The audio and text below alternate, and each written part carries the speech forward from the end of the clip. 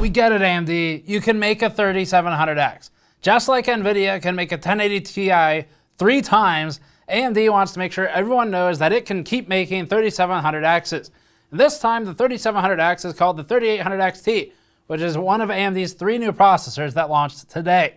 The 3600XT review is already on the channel. We have a whole lot to say about that one. We've got a really dense section on frequency, voltages, maximum frequency, minimum voltage, and the comparative silicon quality changes versus previous 3600 series CPUs. But this one, we're more laser focused on a few key items, primarily the 3800XT as it compares to the 3900X. Another AMD part, but which happens to be priced the same now, at $400 for each one of them. Before that, this video is brought to you by us and the GN X570 chipset Metro poster. The chipset Metro poster is an educational look at the I/O capabilities of X570 and its accompanying CPUs, laid out with artistic creativity as a subway or a metro map. This map accurately depicts the X570 chipset's PCIe, USB, SATA, and other I/O features, each with its own stop along the subway line, with the chipset and the CPU represented as major hubs.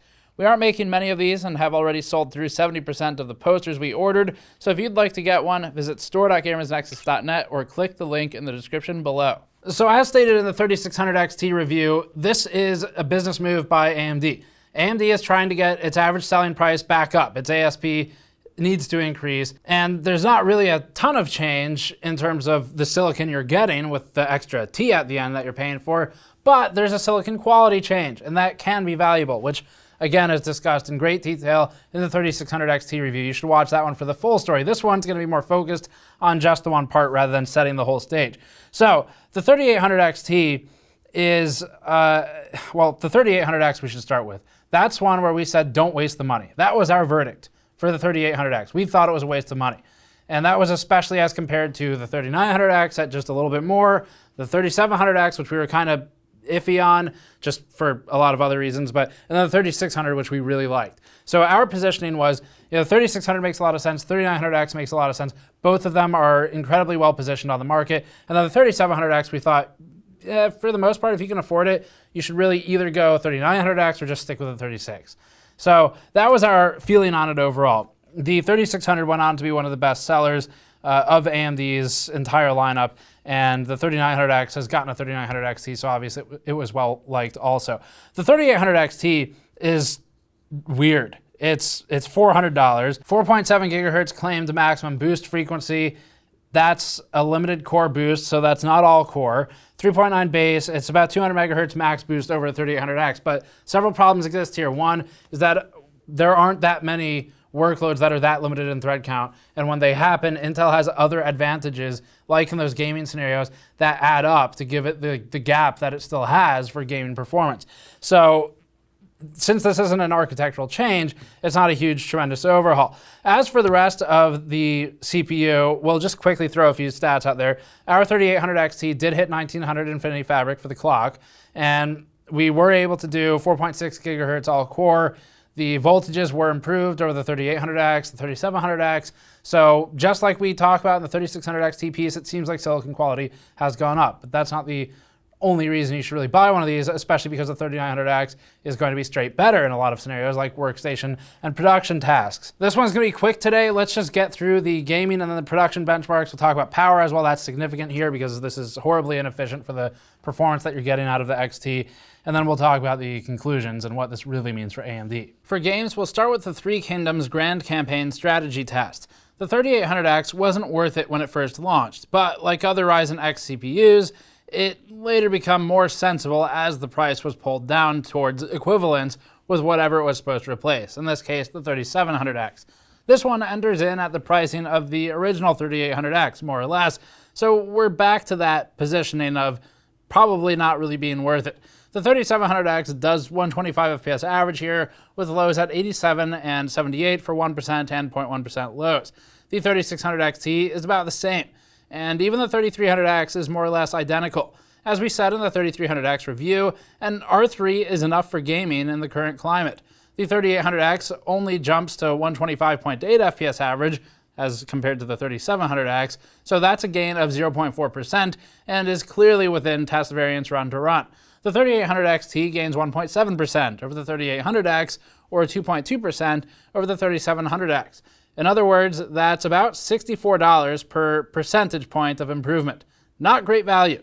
This is starting to remind us of some of Intel's launches, where it's just sort of boring. Meanwhile, on the Intel front, the 10600K, for reference, leads the 3800 XT stock to stock by 7.7%. The lows are in favor of the 10600K, but not meaningfully different between them. Overclocking the 10600K without a heavier tune gets it to 146 FPS average, or 12.8% ahead of the 4.6 GHz 3800 XT. As for frame times, the only place they're disproportionately low is with the two older 7700K 4-core 8-thread entries. The rest of the low entries here are proportionate to the averages that we're seeing. F1 2019 is next, useful for its extreme CPU scaling. At 1080p, the 3800X stock CPU ran at 238 FPS average, growing by 0.3%, so error, as opposed to the 3800 XT. The 3800 XT at 4.6 GHz limps to 239 FPS average, or 0.5% ahead of the stock 3800X. It's just under the 7700K at 5.1 GHz, and the 10600K stock leads the 3800 XT stock by 8.3%. OC versus OC, the 10600K at 267 FPS average leads the 3800 XT OC by 12% when we don't do any advanced tuning to either CPU. Again, you can check back for custom tuning in a separate video later. The 3700X, for reference, runs around equal to the 3800X and the XT. It's within error of the 3800X and could trade places based on run-to-run variance. The 3300X, more impressively, is able to keep up with these results. The extra cores don't help here, at least not much, but the single CCX configuration is beneficial. Hitman 2 scales with both cores and frequency, as the 10900K and the 10600K, especially its 5.1 GHz number, demonstrate clearly. The 3700X completed this benchmark while holding an average of 118 FPS, with the 3800X offering no meaningful change, and the 3800 XT gaining at most 1.5% more performance over the 3700X. Lows are the same. The 10600K stock CPU ran at 128 FPS average, leading the 3800 XT by 7% stock to stock, or 13% OC to OC. As for the 3900X, that one's more interesting here just because it shows an increase in performance where we don't typically see one in gaming scenarios. It's pushing 124 FPS average, so although that's clearly not good value, it does illustrate that extra cores can be beneficial in this title. We see that also with the 3800 XT's 2.2% lead over the 3600 XT. Red Dead Redemption 2 is next, with our more limited data set at medium graphics settings first up. We haven't fully retested everything here as stated previously, so this is the working data set we have for now.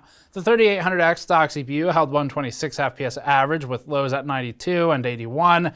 That places it above the 3600 XT's stock results of 121 FPS average by about 4.4%, and it ties with the 2017 7700K at 5.1 GHz. The XT CPU offered no meaningful benefit. As a reminder, even AMD's own reviewer guide often shows differences that are plus or minus 1 FPS, which means they probably just ran and reran the tests over and over until they could pick a number to show a slight improvement. The 10600K leads by a massive margin here at about 14% ahead with its 143 FPS average stock result. Like we said about the 3700X and the 3800X at launch, it seems like the 3600, or maybe now the 3600 XT, or the 3300X for that matter, would be better buys unless those extra cores are needed explicitly for something like workstation applications.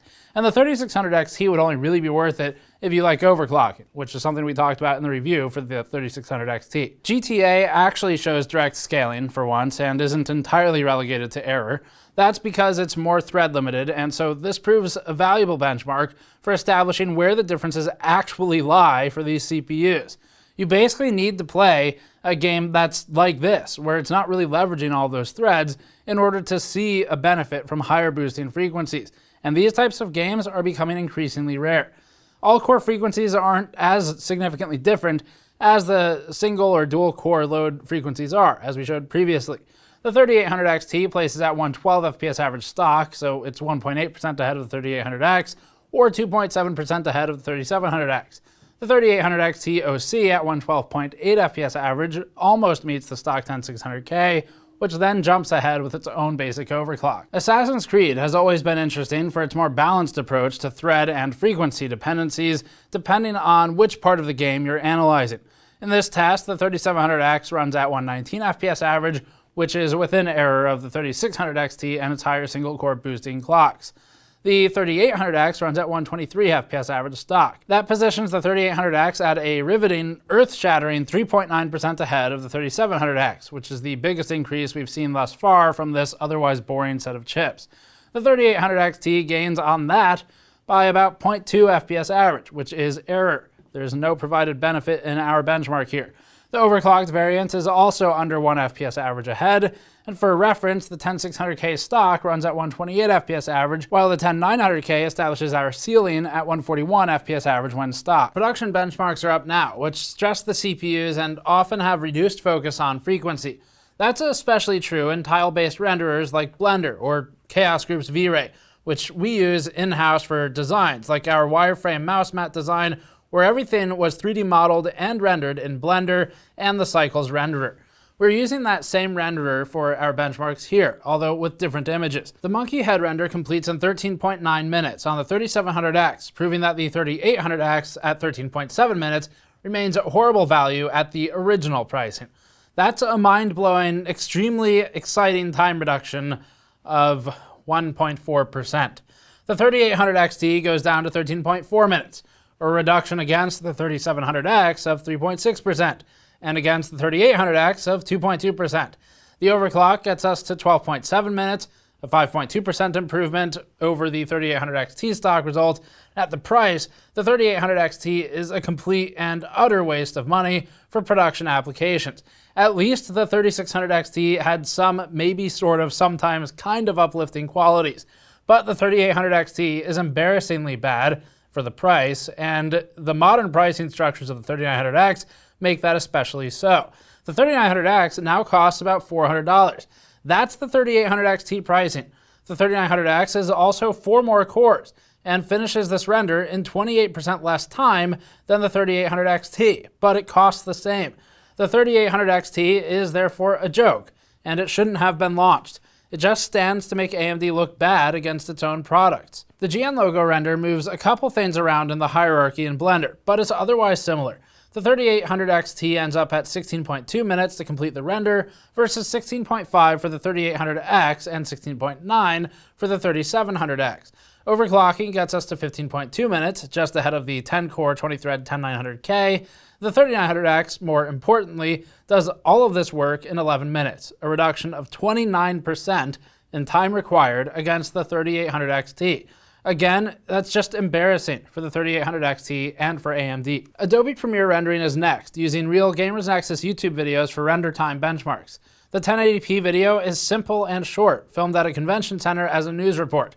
The 3700X finishes this render in 3.8 minutes, adjacent to the 9900K and the 3800X. There's no tangible, non-error uplift here with the 3800X instead. The 3800 XT, not shockingly, is also the same.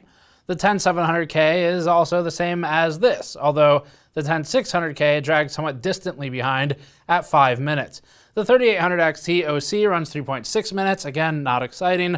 And finally, the 3900X actually posts a meaningful uplift at 3.4 minutes as compared to something like the 3700X or the 3800 XT stock value. That means the 3900X outmatches the stock 3800 XT by 11% and costs the same. Remember that this scales against video length. If we were doing a more complex A-roll shot that's half an hour long, like most of our videos, but at 1080p instead, 10 to 11% might be something like 5 minutes faster. That starts to add up. For the 4K render, the timescale stretches and positions the 3800X, XT, and XTOC all at about the same relative positioning. We've really proven the point by now, but to drive it home, the 3900X stock result finishes in 18% less time than the 3800 XT stock result. The 3700X being equal to the 3800X and XT just further shows what a waste the XT is for this type of application. There's zero benefit to it. Our next test is 7-zip decompression, measured in millions of instructions per second, or MIPS. Higher is better. For decompression, the 3700X and 3800X were within error of each other. The 3800 XT scored all of 1% higher. and the 3800 XT OC gained about 6% over its stock result. That said, the 3900X puts both to absolute shame. It's at 145,000 MIPS versus the 100,000 MIPS range of the 3700X, 3800X, and 3800 XT. At 145K MIPS, the 3900X at $400 achieves 44% more performance than the R7 3800 XT, but at the same price. It really doesn't get much worse than that. If this were an Intel part, no doubt that the AMD fanbase would be dragging its bloody corpse through the streets for months on end. The 3800 XT is embarrassed thoroughly by the 3900X. Chromium Code Compile is our next test. This one uses ClaneCL and Ninja to compile the Chromium code base, and it's measured in time to complete the compile. The 3700X finishes the compile in 91 minutes, with the 3800X stock at about 88 minutes. That's an improvement of about 3.4% less time to compile, and the 3800 XT was about 2.4% less time than the 3800X. That's the riveting, edge-of-your-seat style uplift you can expect out of this CPU. The 3900X, meanwhile, completes the compile in 25% less time than the same price 3800 XT stock result, at 65 minutes to 86 minutes. For reference to Intel, the 10700K is probably the closest competitor nearby in price, but at 5.1 GHz, it can't keep up with the 3900X. If you're considering the 3800 XT for a mix of workstation tasks and a focus on gaming, you might as well get an Intel CPU instead. Otherwise, get the 3900X. HandBrake transcoding is next. This one we'll have to rework eventually in our next methodology overhaul, but it still scales well enough at these thread counts. Going higher becomes a bit of a challenge.